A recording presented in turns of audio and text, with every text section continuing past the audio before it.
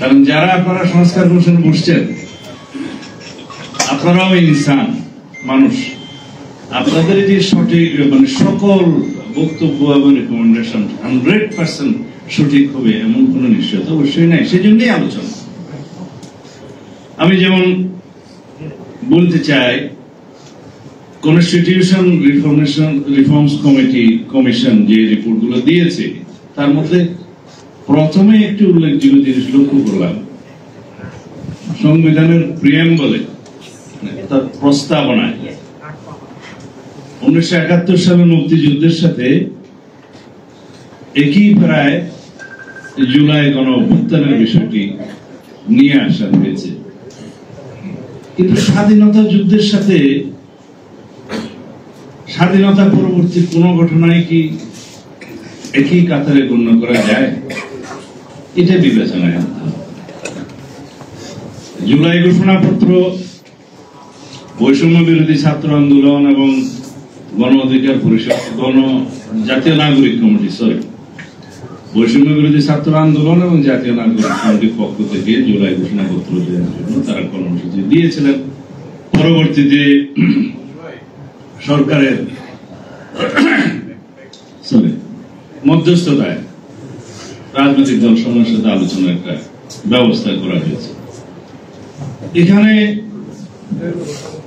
জুলাই গণ অভ্যুত্থানের স্বীকৃতি মানুষ দিয়েছে, দিতে হবে, কিন্তু ঘোষণাপত্রে কি জিনিস থাকবে সেই ঘোষণাপত্রের আসলে আমাদেরকে চিন্তা করতে হবে। মানে we need to determine the constitutionality of the July declaration first.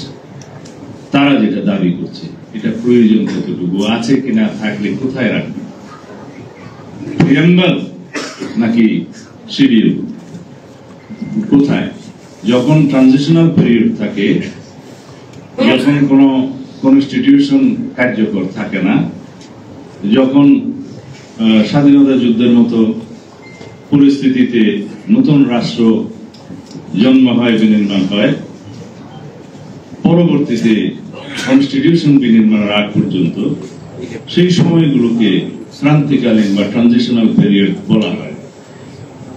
আবার যখন সংবিধান স্থগিত থাকে, সেই সংবিধান পুনরুজ্জীবিত না হওয়া পর্যন্ত যে সমস্ত ঘোষণা দিয়ে, অর্ডার্স দিয়ে, প্রক্লেমেশন দিয়ে রাষ্ট্র পরিচালনা করা হয় সেগুলো ট্রানজিশনাল এবং ইমার্জেন্সি এই প্রভিশনস হিসেবে করা হয়।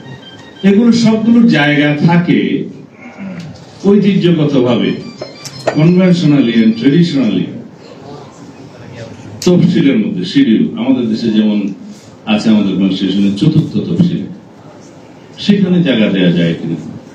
যে প্রিয়াম্বলে স্বাধীনতার যুদ্ধের কথা বলা থাকবে, সেখানে তার সমকক্ষ অন্য কিছুকে রাখা আমার মনে হয় এটা বিস্তর আলোচনা এবং বিবেচনা দাবি রাখে।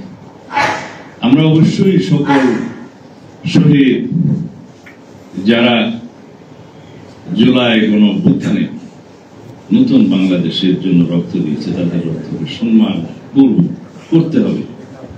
তাদের আকাঙ্ক্ষা, জন আকাঙ্ক্ষা বাংলাদেশে যেটা সৃষ্টি হয়েছে, সেই আকাঙ্ক্ষাকে আমরা ঊর্ধ্বে তুলে ধরে এই জাতিকে এগিয়ে নিয়ে যেতে হবে।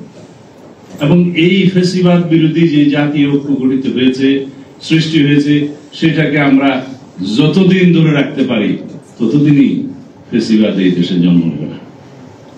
যদি আমরা সেই জাতীয় ঐক্যকে ধরে রেখে বাংলাদেশের আগামী দিনগুলো, যেই দিন প্রজন্মের পর প্রজন্ম বাংলাদেশে এই আকাঙ্ক্ষাকে ধারণ করে, সেই দিনগুলো যদি আমরা ধরে রাখতে পারি, এই আকাঙ্ক্ষাকে নতুন বাংলাদেশ বিনির্মাণের, শক্তিশালী গণতান্ত্রিক রাষ্ট্র বিনির্মাণের, বৈষম্যহীন সাম্যের বাংলাদেশ বিনির্মাণের এই আকাঙ্ক্ষাকে যদি আমরা ধরে রাখতে পারি, ইনশাআল্লাহ এই দেশ, এই জাতি এগিয়ে যাবে।